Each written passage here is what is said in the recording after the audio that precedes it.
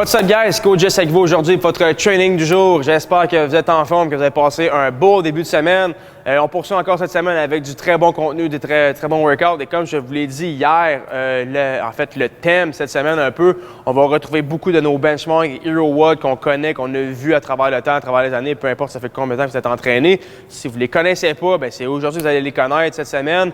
Mais comme je l'ai dit précédemment, avec des petites tricks, des petites variantes qui vont rendre la dynamique un peu plus difficile si on veut, mais aussi qu'on veut l'adapter en formule à la maison, donc le Home Benchmark Hero WOD.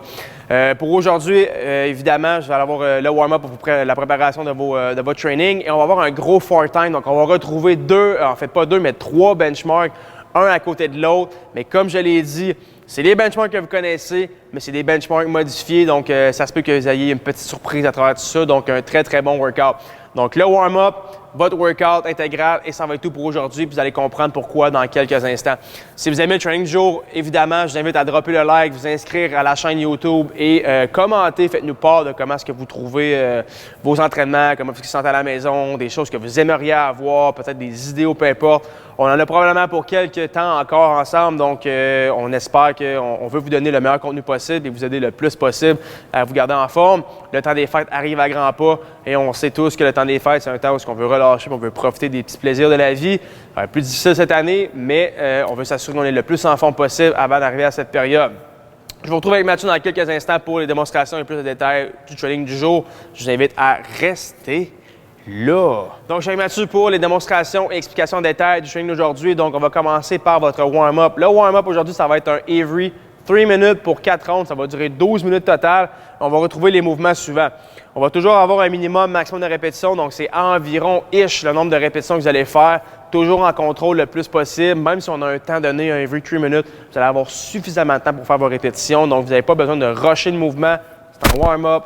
Mind muscle connection, on va vraiment se concentrer, rentrer dans le muscle pour vraiment bien se préparer. 8 à 10 pour le premier mouvement, stiff leg deadlift. Donc, c'est un peu un Roman deadlift, comme à l'habitude. Cette fois-ci, on va créer un petit peu moins de flexion dans ses genoux. Donc, on ne veut pas nécessairement avoir une flexion, ouvrir les hanches. On va essayer de garder les genoux, en fait, les jambes le plus droit possible. Puis, vous voyez, Mathieu, là, il fait son deadlift, puis il garde les dumbbells, puis les mains là, vraiment proches de ses jambes. Donc, il ne les laisse pas partir vers l'avant. Ses lats sont engagés, il garde les dumbbells le plus près de son corps, le plus possible. Il crée vraiment un bon stretch au niveau de son ischio-jambier, fessier, puis il fait l'extension complète dans le haut du mouvement. Deuxième mouvement, 8 à 10 pike press, donc un mouvement qu'on revoit de plus en plus dans les capsules. C'est un mouvement que j'adore surtout en préparation, mais surtout là, c'est qu'en fait, ça travaille vraiment là, toutes les parties, donc autant musculaire, mobilité, stabilité. Donc, on part en position push-up. Évidemment, la première partie, on va toujours penser à rétracter les scaps, donc les coller ensemble et les descendre vers le bas. Et ce qu'on va faire ensuite, c'est créer une bonne pression dans ses mains, dans les paumes pour ramener le chest, pas la tête. On ne veut pas essayer de rentrer la tête à l'intérieur, mais le plus possible, penser au chest, rentrer le chest le plus loin possible, puis vraiment là, venir ouvrir l'épaule, le chest le plus loin possible et évidemment revenir en position là, à la position initiale du départ. Et on va terminer avec 8 à 10 one arm snatch. One arm snatch, prenez votre temps aujourd'hui, vous allez en avoir beaucoup dans votre workout. Donc, on veut penser vraiment à bien se préparer, pas le rusher, pensez à garder votre chest haut, les fesses basses, pensez à contracter vos quads et vous servir le moins possible de votre bas de dos pour le warm-up. En fait, ce qui va aussi vous aider très beaucoup pour le training du jour, vous allez voir dans quelques instants. Préparation pour le training du jour. Donc aujourd'hui, ce qu'on va voir, un Diane 2.0, on va voir un Randy 2.0 et on va voir un Annie, pas 2.0, juste Annie aujourd'hui. Donc le Diane, le fameux 21-15-9 de deadlift et handstand push-up. Ce qu'on va voir aujourd'hui par contre, c'est évidemment dumbbell deadlift, mais on va aussi voir un Diane en descendant et un Diane remontant. Donc Big Diane. Donc, 21, 15, 9, 15, 21 de dumbbell deadlift et de handstand push-up. Si on a des deadlifts, des dumbbells assez challengeants, c'est des dumbbells plus lourds. Je vous invite à le faire plus pesant, ça va être challengeant. Sinon, le deadlift conventionnel, on fléchit les genoux légèrement, on pousse les hanches vers l'arrière. Et cette fois-ci, on va essayer d'aller reacher là, vraiment le côté de ses pieds. Je sais qu'il y en a qui, des fois, avec le home, ils vont essayer d'aller faire des deadlifts plus vers l'intérieur pour tricher un peu. Aujourd'hui, on veut garder un deadlift conventionnel comme si on avait une barbell. On garde les dumbbells sur les côtés, on descend en bas et on redresse complètement. Ce qui nous amène à notre handstand push-up. Donc, si vous avez la place sur votre mur à la maison pour faire des handstand push-up, je vous invite fortement à aller faire vos handstand push-up. On l'a travaillé beaucoup dernièrement. Donc, une autre opportunité pour vouloir le challenger, voir où est-ce qu'on est rendu avec notre mouvement.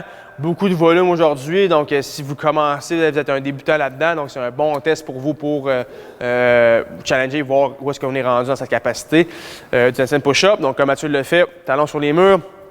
Retrouve son sol avec sa tête, colle ses fesses sur le mur, redresse ses hanches, redresse ses jambes et explose, ouvre les hanches, extension complète dans le haut du mouvement, comme un push press ou un strict press. Si on n'a pas les handstand push-ups, ce qu'on va faire, c'est prendre ces dumbbells, on va les amener sur les épaules, on va faire des dumbbell push press. Donc, rien ne vous empêche de commencer au handstand push-up et à un moment donné, on commence à être fatigué, ça commence à être long, on prend trop de pauses. On peut switcher directement au dumbbell push press. On peut toujours commencer aussi une série, faire une bonne série de handstand push-up, puis après ça, continuer avec les dumbbell push press pour vraiment essayer de travailler les deux parties. Reste 2 minutes, ce qu'on va faire, c'est un Randy 2.0. Donc, un Randy, si on s'en souvient, c'est 75 power snatch à 75-55 livres avec une barbell. On n'a pas de barbell ou presque pas de barbell. On est à la maison. On va faire 150 one-arm snatch 4 times. Donc, on va prendre son dumbbell et cette fois-ci, comme je vous l'ai dit tantôt, snatch, mais pensez à garder le chest haut et vraiment travailler avec vos jambes. Donc, on va essayer le plus possible en haltérophilie. Qu'est-ce qu'on vous dit? C'est de garder les bras relax. Même principe. Prenez votre dumbbell, essayez de garder votre bras relax, puis vraiment, là, faites une bonne pression avec vos jambes et essayez vraiment de tirer le dumbbell avec vos bras vraiment là, au dernier moment pour faire votre lock-out en dessous. On va alterner évidemment les répétitions à chaque mouvement. C'est vraiment la partie grinder de votre WOD. C'est là, c'est 150 répétitions, c'est long, mais on travaille toujours un côté à la fois. Donc, vous avez toujours un côté qui est reposé. Donc, vous devrez être capable de faire beaucoup de répétitions. Et même le défi aujourd'hui, c'est êtes-vous capable de faire vos 150 répétitions unbroken? Défi du jour. Faites-moi part de si vous avez réussi 150 power snatch, one arm snatch, 4 times unbroken. Reste 2 minutes.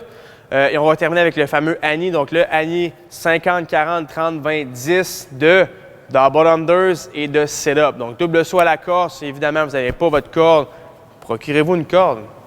Que passa? Que passa? Procurez-vous une corde. C'est le temps d'avoir une corde. Sinon, on va faire le mountain climbers comme Mathieu est en train de le faire ici. Position push-up et on va ramener les coudes, les genoux vers les coudes le plus rapidement possible. Et le sit-up. Donc, c'est un peu un finisher ici vraiment pour vraiment finir notre workout. Rien de très, très, très intense. Je pense que l'intensité, vous allez avoir eu la première partie, la deuxième. Troisième partie, un petit peu plus relax, vraiment venir finir le tout. Un petit peu plus de sueur, mais aussi des abdominaux. Donc, ramener les bras vers les orteils pour votre setup. Donc, c'est ce qui fait votre training du jour. J'invite à dropper le like sur la vidéo. Mon Dieu, j'ai-tu levé le ton, moi? Inscrivez-vous à la chaîne si vous... Ben voyons, le volume, il monte ici. Donc, likez la vidéo, inscrivez-vous à la chaîne, faites-nous part de comment est-ce que ça va à la maison. Sinon, moi et Mathieu, on vous souhaite un bon training. À la prochaine, on se voit demain. Ciao!